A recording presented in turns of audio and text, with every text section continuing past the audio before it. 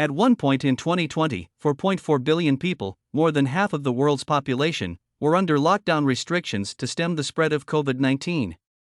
This was such a sudden and substantial event that it has become known as the anthropause. Many bustling cities fell silent, often with restaurants, shops, and schools closing, and only essential services allowed to operate. It was around this time when people started to report animals appearing in unusual places. For example, cougars were seen prowling through the suburbs of Santiago, Chile, golden jackals became more active during the day in Tel Aviv, Israel, and dolphins appeared in the normally busy harbor of Trieste, Italy. Meanwhile, scientists began to wonder whether this tragic event could provide an opportunity to learn how humans impact the behavior of wildlife.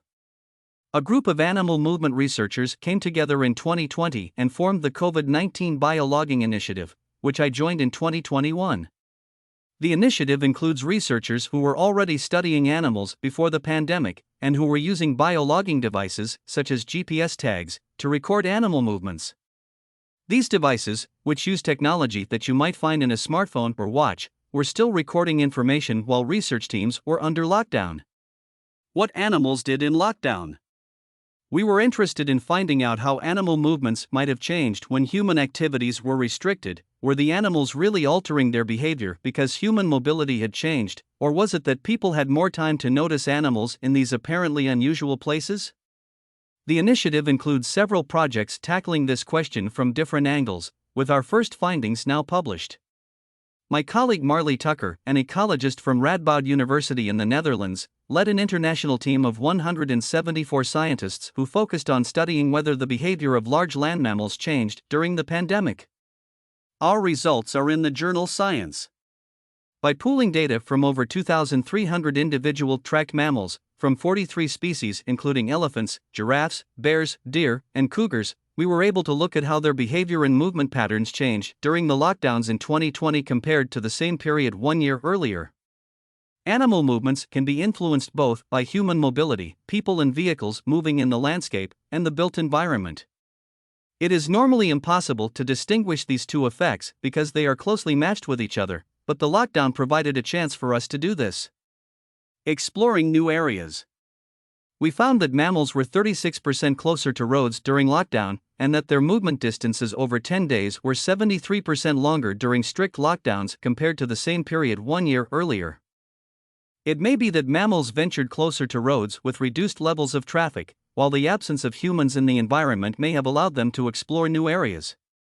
For example, a team led by ecologist Chris Wilmers found that cougars, which are typically secretive animals that avoid areas of human habitation, ventured far closer to the built-up areas of Santa Cruz, California, in 2020 than in previous years. Our results were quite variable across species, which may be a result of lockdown policies varying between countries, but it could also be related to other factors, such as differences between species in their ability to change behavior. Perhaps some species are more flexible in how they respond to changes in human activities. These findings are important as they tell us that humans moving in the environment directly influence animal movements and behavior, in addition to the effects of the built environment. With this knowledge, we can start to think of new ways to change our behavior that will positively impact wildlife.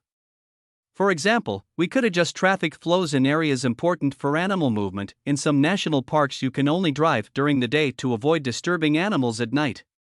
The COVID-19 Biologging Initiative continues to investigate how changes in human mobility impact animal movements, with ongoing work that includes a study focusing on birds of prey, another on the marine environment, and a project comparing responses of birds and mammals in North America.